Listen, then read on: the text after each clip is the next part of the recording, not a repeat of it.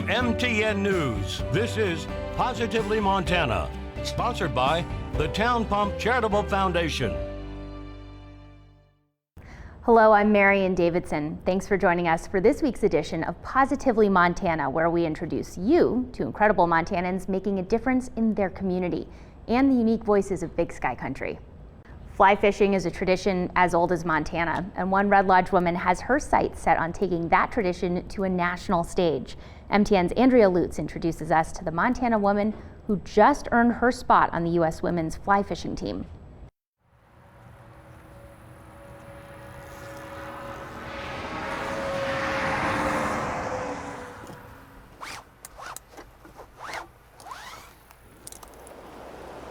The nice thing about fly fishing is it is very meditative.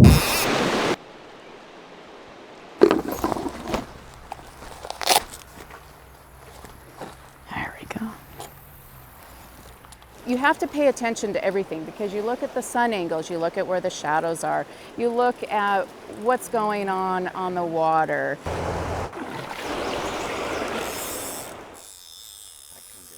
That's a great reel because it makes lots of noise. So much of that goes into your decisions on how I'm going to fish, where I'm going to fish, that it just becomes all encompassing, and it's a very mindful practice. In the mountains of Montana, where the water flows quick and cold, there's a rhythm and a flow. And with every cast, Lindsay Zoffrin is one step closer to a dream. Montana born and raised gal. I grew up on a family farm and always fished as a kid. Like many Montanans, when the movie came out, the whole family got interested in fly fishing. We got into that in the 90s, and I've been fly fishing ever since. Like many Montana kids, a rod in hand was a natural part of growing up. But it wasn't until years later that her fly fishing hobby would become something more. Her husband Andy has a lot to do with that. Our first date, we went golfing, but our second date, we went fly fishing. She was about as good at fishing as I was at golf, so it was okay. We went again, and she caught on pretty quick. Woo, there we go. Together they guide on the Stillwater and Yellowstone rivers in Montana. And every time she reels one in, she continues to gain something even an expert angler can see as valuable. This is a really special opportunity. An opportunity reserved only for 6 women across the country. Lindsay is one of them. As a kid, I was always very active in sports, and so was my family. I come from a very competitive family. I never honestly thought I would have the opportunity to compete on a world level. Now for this step, I need to get the glasses. With this, it's years of experience that have gotten me to this level. That level is the U.S. women's fly fishing team. The competition is set for 2020 in Europe, but it was canceled this year because of the pandemic. It will be the first ladies-specific world fly fishing competition yet. Part of the adventure is just getting to the river. It's a great opportunity to have a women's team, to meet women from across the country that have the same passion about the river and the fish that I do is really rewarding.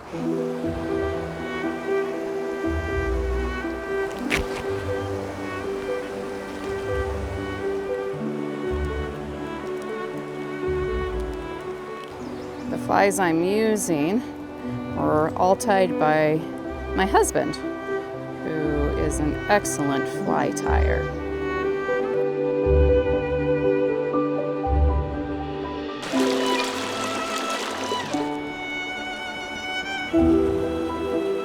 It's a skill she's developed and learned over time. I'm working really hard and training. It's also something she's learned from her husband. My coach, Andy, my husband, It has me on a good schedule of making sure that I'm doing my training. Andy has encouraged and supported her in her mission to compete. He's really instrumental in getting me to this level. Very proud of her, and I hope she goes and wins every one. Hope that she can come back and teach me things I haven't learned yet. When she's out on the water and casting a line, there's a lot on her mind. But fly fishing has a way of clearing the fog. But aside from dreams of a world title or perhaps even Olympic medal one day in the sport of fly fishing, she hopes to cast this widely loved sport in Montana onto a national stage. It's honestly something I'm still wrapping my head around, that I have the opportunity to make that happen.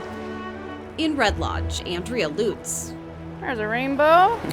MTN News. You're probably wondering what is going on behind me. Why are all these people gathered with their hands outstretched? Well, this is Hug the Hospital.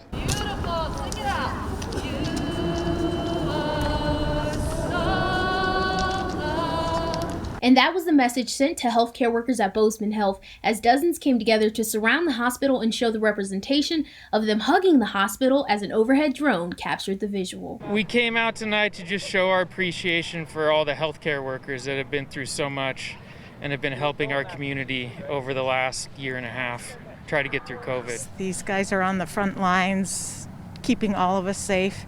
They've been doing it for 2 years now. They deserve more than a hug. We see great value in honoring our healthcare workers who have done so much for us for the last year and a half. So we are here to do a small token of appreciation. Adults, kids, and even pups showed up. I just am fighting back the tears. I think it's just awesome to see so many people come out and like what can you do with just a little Facebook message?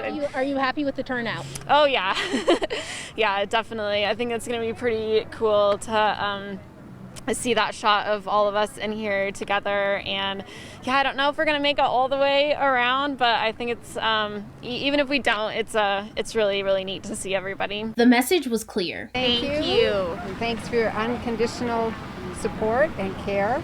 Keep up the great work.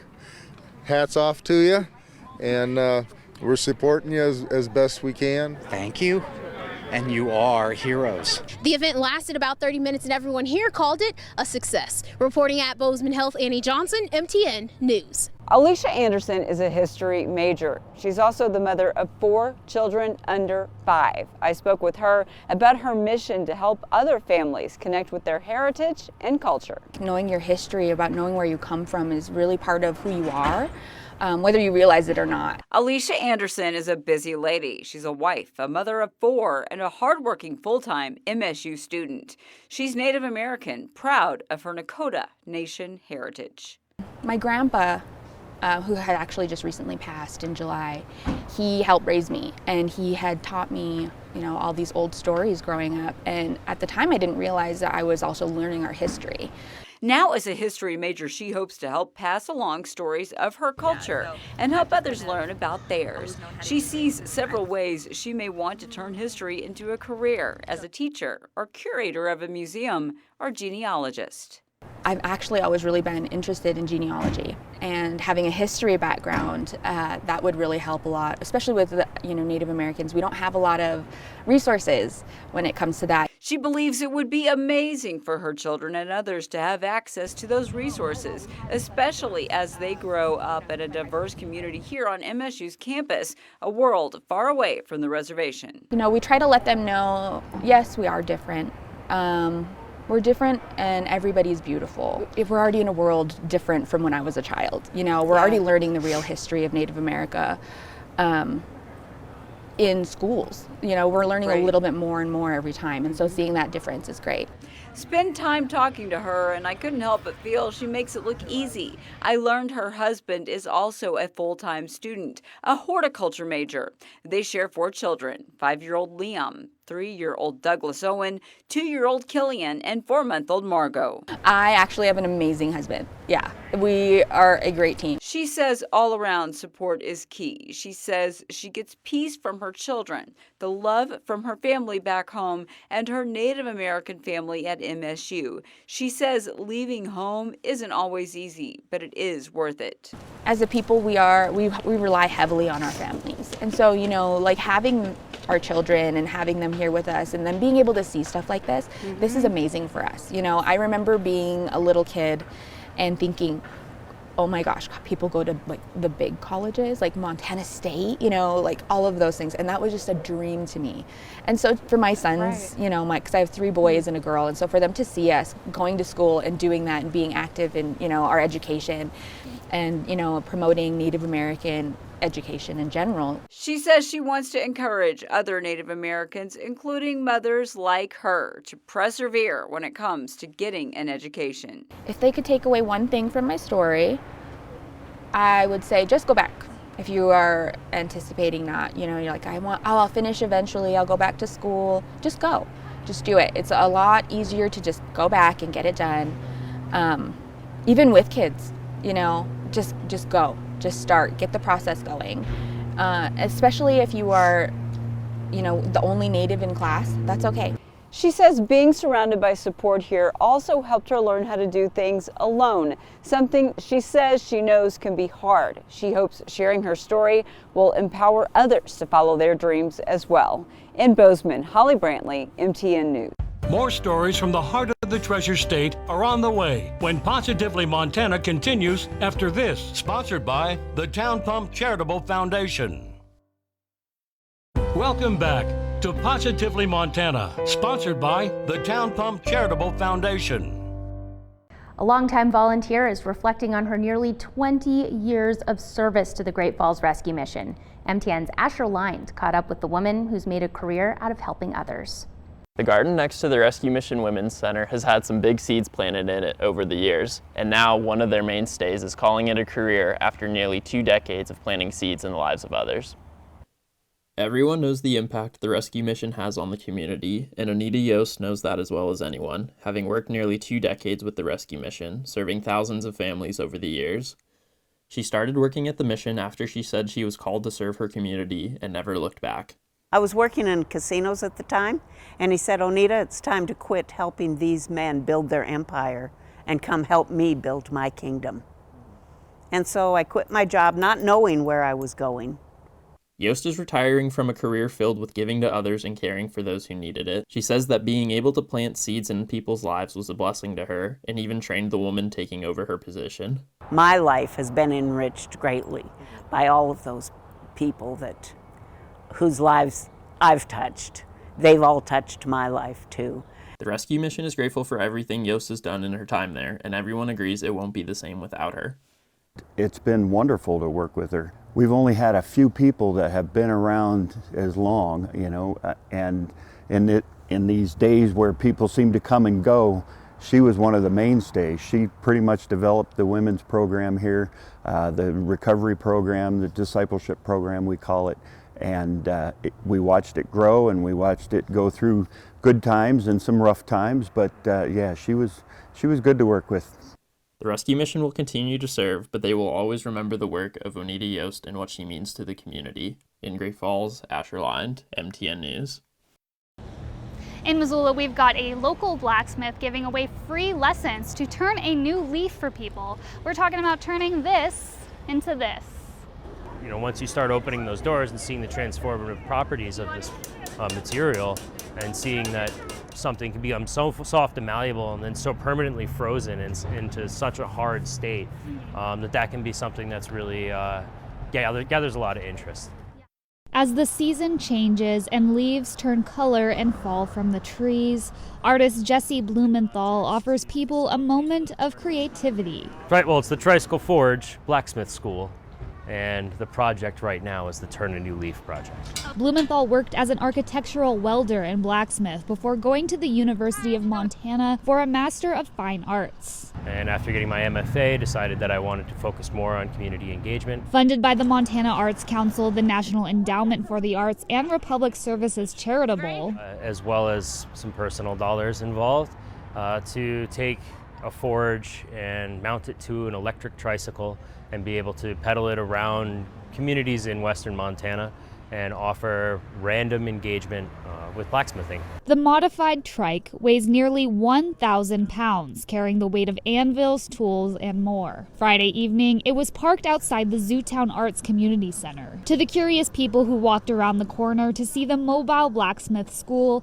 it was a random happy occurrence. I like to call it serendipitous engagement because I like to believe that people are looking forward to doing just this sort of thing, and when they randomly encounter it, it's serendipitous.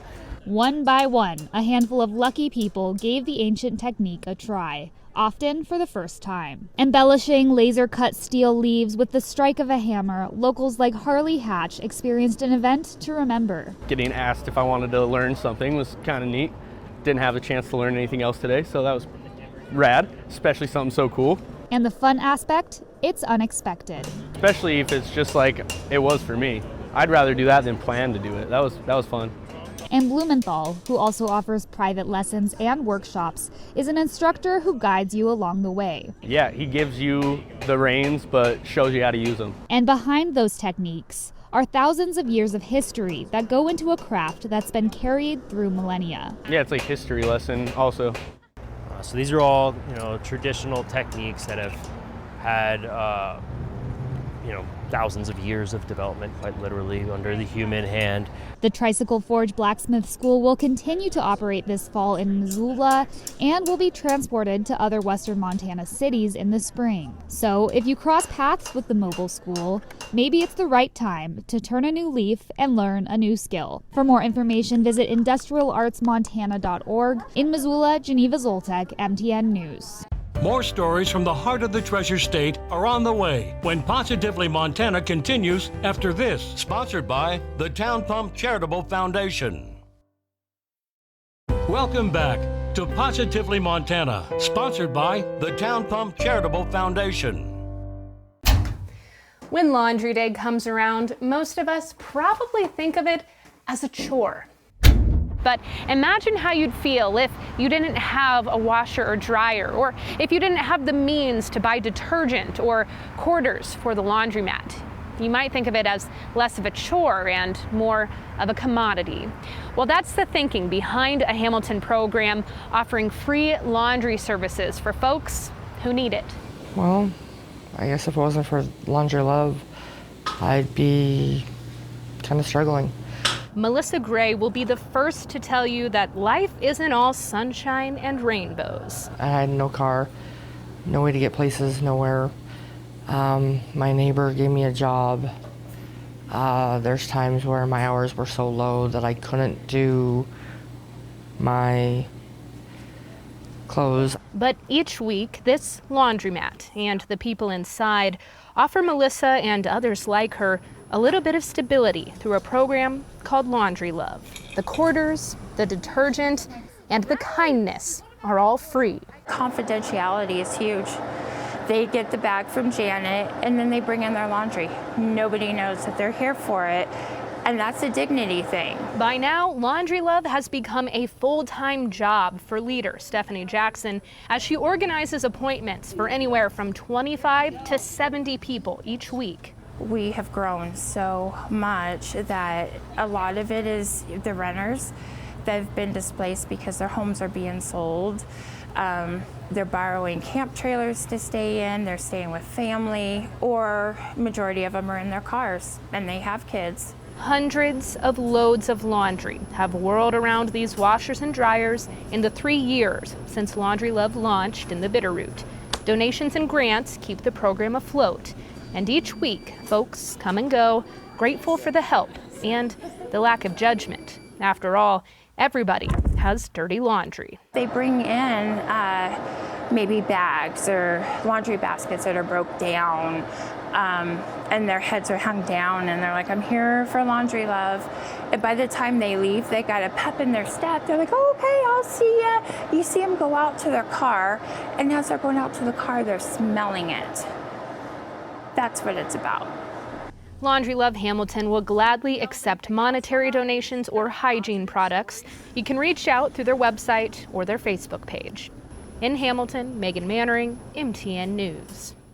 While the Helena High Bengals and the Butte Bulldogs varsity soccer teams did square off on the pitch on Saturday, Saturday's event was much more important. Give cancer the boot. When I was volunteering for things at the beginning of the year, the Give Cancer the Boot game was always something that I feel pretty strongly about. Kimberly Cook is a parent to a Helena High boys soccer player, Jasper Cook, and said they've shaken things up this year. Instead of people giving straight-up donations, Cook introduced the per-goal pledge, where for each goal scored, people would pledge X number of dollars. For the Helena High girls, that was definitely a motivator in Saturday's 10-0 win for the Bengals. I feel like that was a really good incentive just to score goals even on the field. Like we were all thinking the more goals we score, the more money we can get to help people out. It was like a great motivator for us to score as many as possible because it was for a good cause and we had fun doing it. To be able to do what we love to do and raise awareness and money for cancer while we're doing it is really special. This year was also the first time that Helena High had asked the opposing team to also participate in the event, and it was something near and dear to the hearts of both Bulldog soccer teams. Abby Ricketts graduated last year. She's fighting it right now. She's totally doing an amazing job with chemo, and the boys coach's son, actually, Kyler Carpenter, is cancer-free as of right now, just got out of chemo, and we are just so happy to be representing them. I'm just glad we can raise awareness for Kyler and Abby. This is our first year doing it, but it kind of hits home with us with our coach's son, Kyler, going through cancer treatment. My aunt had breast cancer, so it just hits home for me, and then my coach's son has cancer, so it just really hits home. For the Helena High boys, the addition of the Bulldogs players was a great thing because it means more money to a great cause. I think it's great that we got to get the other team out here to help us out, raise money for a good cause, and cancer's out there. Like, there's a lot of people who struggle with it, and I think it's good that, the more the merrier, right? But that doesn't mean Helena High's 3-2 win wasn't a hard-fought one. It feels pretty cool that we can collaborate with them, but I don't think that'll change the attitude on the field. I think it'll be still a pretty competitive game. All told, the donations are somewhere in the 4 figures. While there's not an official tally yet, we'll have that for you online. In Helena, Sam Hoyle, MTN Sports. Well, that does it for this week's edition of Positively Montana. We hope you enjoyed these stories of good things happening to people in our communities and people working to make life better for those around them. For more stories just like these, head on over to your local MTN station's website and click on the Positively Montana link on the homepage.